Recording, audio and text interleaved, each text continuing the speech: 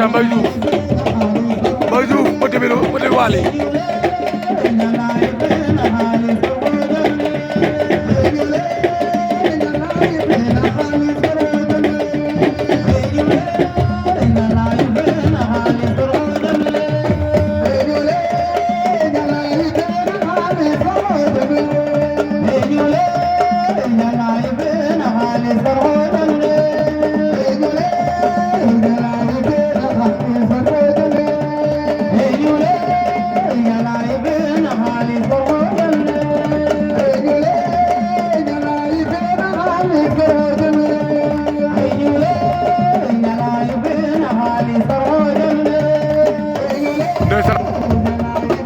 deuxième mi-temps la gars yi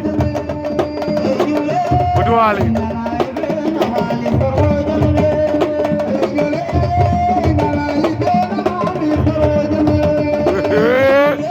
Mbaye Diouf wane ko ndombo penalty